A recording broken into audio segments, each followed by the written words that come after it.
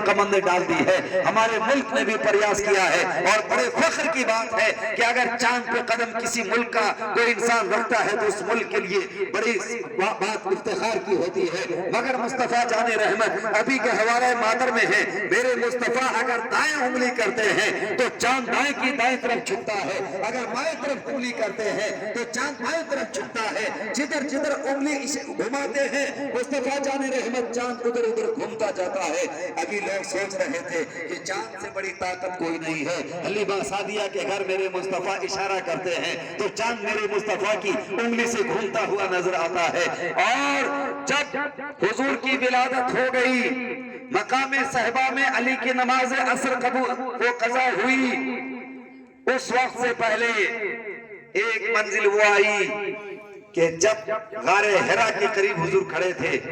ایک روایت ہے کہ جبل ابو قبیس کے پاس تھے میرے مصطفیٰ جب کھڑے تھے تو لوگ آئے کہ یہ تو زمین کے کارنامے ہے, آسمانوں میں طاقت کیا ہوگی, آسمانوں پر ان کا پاور ہے کہ نہیں. تب آئے بولے کہ زمین پہ کرتب دکھا رہے ہیں, آسمان میں کوئی دکھائیں. میرے رسول نے رات کے اندر چمکتے ہوئے چاند کی طرف اشارہ کیا تو چاند کے 2 ٹکڑے ہو گئے. حدیث کی کتابوں میں ہے ایک ٹکڑا غار حرا کی اس طرف گرا, ایک ٹکڑا غار حرا کی اس طرف گرا.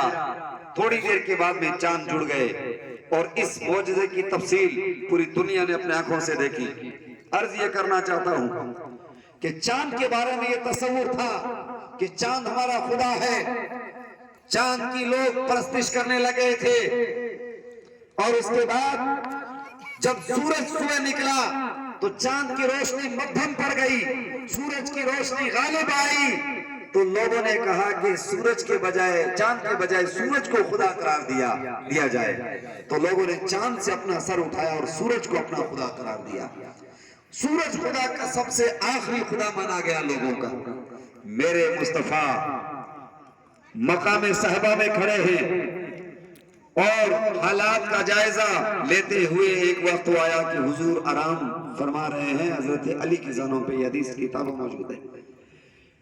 نماز عصر قضا ہوئی حضرت علی کی, حضور نے انگشت مبارک سے اشارہ کیا تو ڈوبا ہوا سورج پلٹ آیا تھا.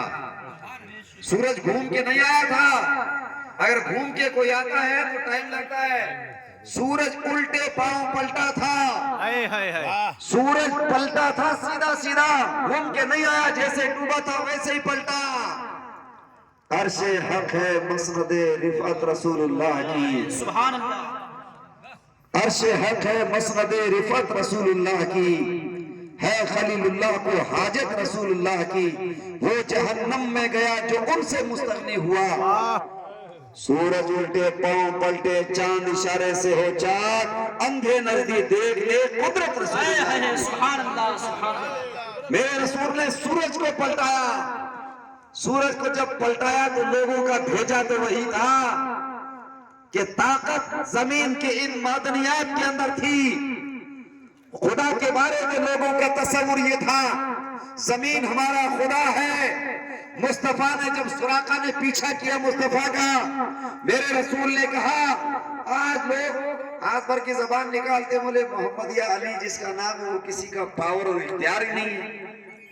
ارے اختیار اور پاور دیکھنا چاہتے ہو, دلیل قائم کیا کی جاتی ہے اس پہ کہ اگر مصطفیٰ کے پاس پاور ہوتا تو مکہ نہ چھوڑتے, مدینہ نہ جاتے.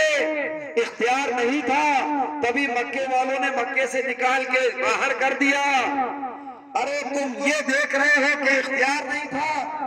آگے جب سراقہ کو بھیجا کہ سراقہ اعلان ہو گیا تھا کہ محمد بن عبداللہ نکل چکے, جو بھی ان کو گرفتار کر کے لائے گا 100 سرخ اونٹ ملیں گے, اس کو 100 اونٹ ملیں گے سرخ.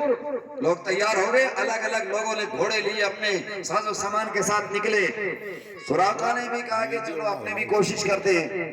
سراقہ جب گئے, پتھریلا علاقہ تھا, سراقہ نے سوچا کہ قسمت آزما لیتے ہیں. کمند ڈالی تو میرے رسول نے کہا یا ارض خذی ہی, اے زمین اس کو پکڑ لے. سراقہ کا گھوڑا زمین میں دھس گیا. سراقہ کانپ اٹھے. حضور نے گھوڑے کو اشارہ کیا تو زمین سے گھوڑا باہر نکل گیا. پھر اس کے بعد دوبارہ ٹرائی کی, پھر سراقہ کا گھوڑا حضور نے اشارہ کیا یا ارض خذی ہی, زمین پر کر لے، سراقہ کا گھوڑا زمین میں دھنس گیا۔ حضور نے مسکرا کے کہا، اے سراقہ تم مجھے قتل کر رہے ہو؟ میں تمہارے ہاتھ میں کسرا بادشاہ کے شاہی کنگن دیکھ رہا ہوں، کسرا بادشاہ کے شاہی کنگن دیکھ رہا ہوں۔ سونے کا کنگن پہنتا تھا کسرا بادشاہ۔ اب آج ہمارے نوجوانوں میں بڑی بیماری چلی ہے، کنگن پہنتے ہیں، داڑھی تو ماشاءاللہ پہلی اس پہ ظلم کر رکھا ہے، بالکل کلین شیپ، اور ہاتھوں میں کنگن، میک اپ بھی آج کل کرانے لگے ہیں سب، داڑھی مڈا کے میک اپ، کنگن، اور بس سارا ڈھانچہ بنا لیا ہے، صرف کپڑا پہن کے اور اوڑھنے کی ضرورت ہے۔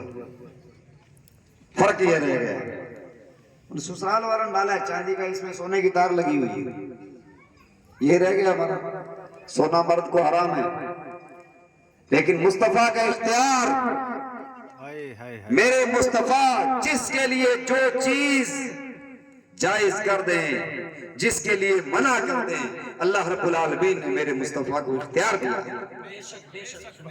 ہم اپنے مصطفیٰ کو مختار کل مانتے ہیں اللہ کی عطا سے، اور ہوا میں نہیں، اتھینٹک حوالوں کے ساتھ۔ حدیث کی کتابوں میں موجود ہے کہ حضور نے بقرعید کے دن اعلان کر دیا کہ اللہ کی بارگاہ میں قربانی کرنے سے بہتر عمل آج کے دن کوئی نہیں۔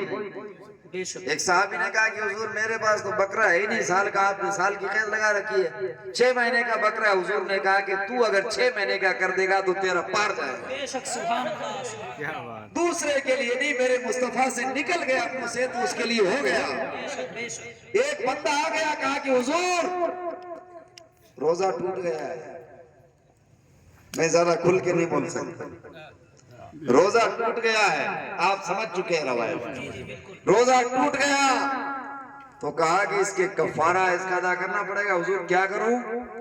کہا کہ ایک غلام آزاد کرو۔ بولے ہے ہی نہیں، خود ہی غلام بنے ہوئے۔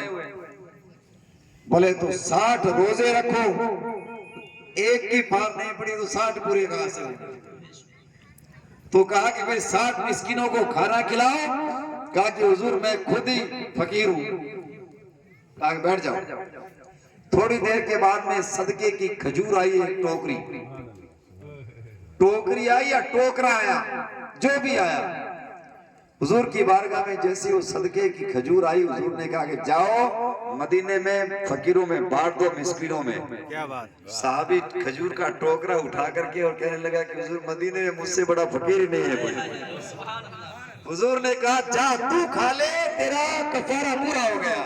نعرہ تکبیر، نعرہ رسالت، نعرہ رسالت، عظمت مصطفیٰ، عظمت مصطفیٰ، شفاعت کرے حشر میں جو رضا کی، سوائے تیرے یہ کس کو قدرت ملی ہے؟ بے شک آج یہ اجازت نہیں ہے دوسرے کو، آج نہیں، آج فقیر صاحب ہے تب بھی روزے رکھنے پڑیں گے، کفارہ ادا کرنا پڑے گا۔ یہ حضور نے اس کے لیے کر دیا۔ جب حدود حرم بنے تب حضور نے کہا کہ کوئی بھی حرم کی حدود میں گھاس اور کانٹا نہیں توڑ سکتا، اس کا تقدس ہے۔ حضرت عباس اٹھے، کہا کہ حضور یہ اس گر گھاس یہ بٹیوں میں کام آتی ہے، لوہاروں کے لوہا تپانے کے لیے، اگر اس پہ پابندی لگی تو بڑی مصیبت بن جائے گی، اس کو آپ الگ کر دیں۔ حضور نے تھوڑی دیر توقف کیا، کہا کہ چل اس کی گھاس الگ ہے، توڑ سکتے ہو اس کو۔ آج چاہے کتنا ہی بڑا عالم ہو، فاضل ہو، مفتی ہو، بادشاہ ہو، چاہے کوئی ہو، اب دوسری گھاس کو توڑنے کی اجازت کوئی دے نہیں سکتا۔ حضور نے جو کہہ دیا سو کہہ دیا۔ اختیارات کا اگر ٹاپک ہوتا تو میں اور تفصیل کرتا۔ عرض یہ کر رہا ہوں، حضور کے اختیارات میں اگر آپ بات کرنا چاہیں گے اور سننا چاہیں گے تو ایک لمبی تفصیل درکار ہے۔ میرے مصطفیٰ کے اختیارات تو ایسے ہیں کہ رب تبارک و تعالیٰ کے کرم سے اور مصطفیٰ کے نالین کے صدقے حضور کی امت کے کچھ افراد کو ایسا اختیار ملے گا کہ لوگ دیکھیں گے میدان محشر میں۔